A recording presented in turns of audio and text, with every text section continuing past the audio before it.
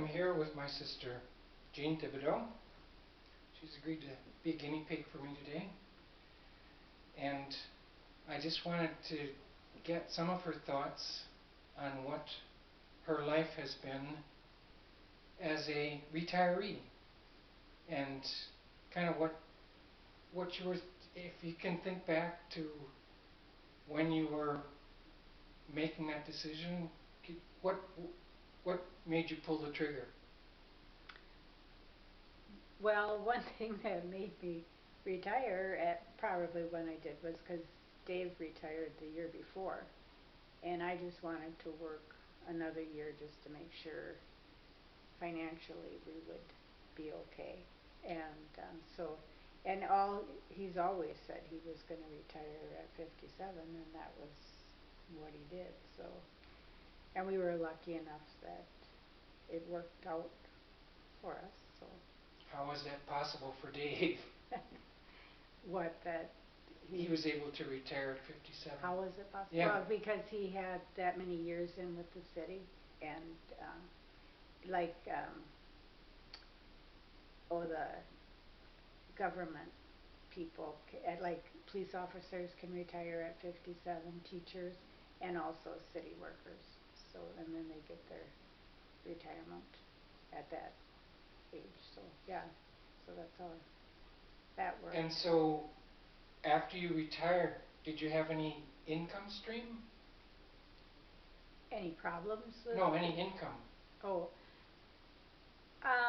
Well, Dave worked a little bit, at a part-time job, and then I worked a little bit, it was like 3 months at the church, and I got paid a little bit for that, but not that it was going to affect our living, it was just maybe a little extra spending money. So then did you have to wait to collect Social Security, or? Yes. Yes. How long did you have to wait? Well, I didn't start collecting until I was 62, and then Dave started at 62 also, but when he signed up for Social Security, then his pension went down, so he was getting the same amount regardless. So, yeah, it was kind of nice once I got on Social Security, because otherwise I was just taking money out of an account each month for living off your savings? Yeah. So that was kind of a bummer. Yeah. It was. So then once you went on to Social Security, you were able to pretty much have 2 incomes. Yours and his? Yes. Well, when I was taking money out of savings, I was still kind of mine and his, so.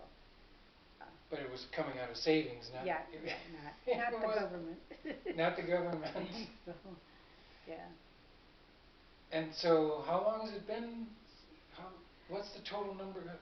Well, for me, it's been 10 years, just 10 years, because I retired the end of May in 2007, and that was after Mom passed away. So, and I had thought of working like to January or something of the following year, but I thought I wanted to enjoy the summer while we were up here, because otherwise it's hard to get off during the summer where I worked, so you're limited as to the time. And I thought, well, if I'm going to do it, I might as well do it in the summer when I can enjoy it. So, but that summer, I didn't do anything. I just vegged out and read or just sat around. I thought, I'm not doing anything.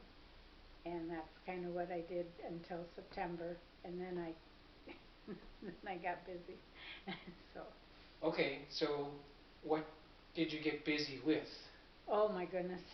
The minute people know you're retired, everybody's, well, can you help with this? Can you do this? Can you volunteer here? So we work lots of time up at church. Then I became secretary of the bowling league. Then I'm on the social committee.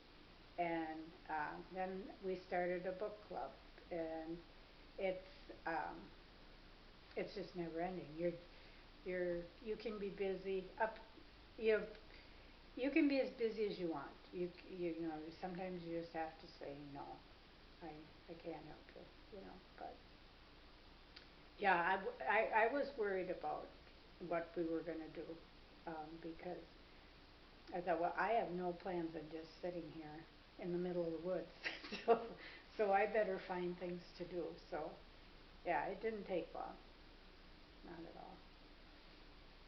And what do you think your house has influenced your retirement? I mean, the house where you live is a big part of Right. what you've always hoped Yes. and planned for. Right, and it's something that you may have it planned in your future, but you have no idea what's going to happen, you know, with your health or with anything that you may not, you may never get. But I've known people who never got to retire.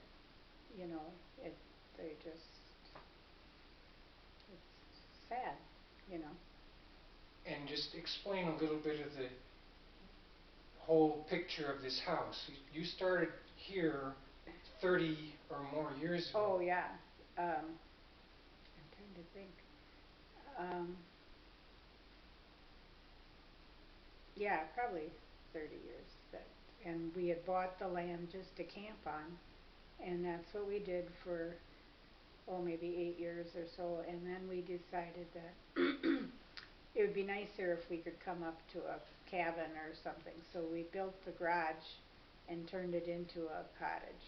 And then we did that for a few years. And then when we were ready to build, then we attached the house to the garage and turned the cabin back into a garage. So, and yeah, and our dream was to be up here on the lake enjoying nature. So, and we were able to do that.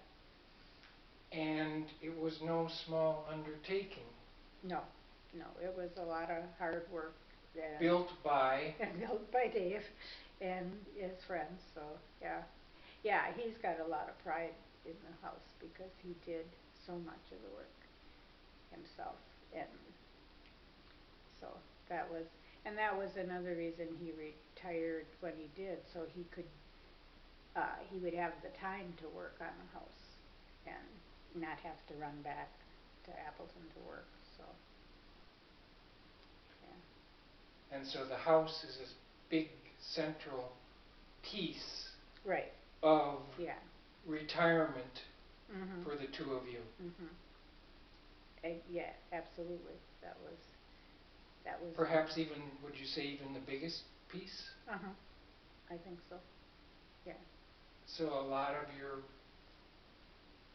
planning, retirement planning, is literally built around the Mhm. house that you built. Right. Right. Because when we were like in our 30s, when you talked about retirement, our retirement back then, we were going to buy a big motorhome and cruise the U.S. You know, well, as you're getting older, the thought of driving a great big rig isn't quite as exciting as it It's sounded. exciting once. Yeah, yeah. So, um, and this is more of a permanent thing than, And it is your home and your retirement. yeah. Mhm. Home and your retirement all Right. bundled. Right. Yeah. Like you said, it's all centered in the house, in the. And that's kind of, it may be a common thing, but I think it's a more particular, it's a certain type of retirement Mhm. plan Right. that Right. Yeah. other people may or may not have an attachment to a house. Well, we know a lot of people that retired and built a retirement home up north, but when it came down to it, they were bored. They didn't know what to do. You're so used to being so busy, And when they got there, they thought, well, after 6 months, they sold it and came back to town, but you have to give it a try, and you have to, There was no support net, Yeah. there was no support network to, well, or maybe they just didn't try. You gotta reach out and meet people too. And that was when we first moved up here. I was asked if we wanted to be on the bowling league, and I go, well, sure. And Dave's go, I'm not bowling. I don't want to bowl. And after you couldn't get him to stop bowling now, he loves it.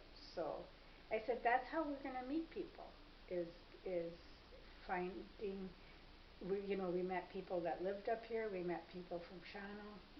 So mhm. you have to get involved, or you will be bored. And you will go crazy. Yeah, right. I mean, you can only have so much. I don't care even if you don't want to meet people, but you gotta get out a little bit. Mhm. So, So that's it. all right. Good, thank you very much. All right. Put that on tape and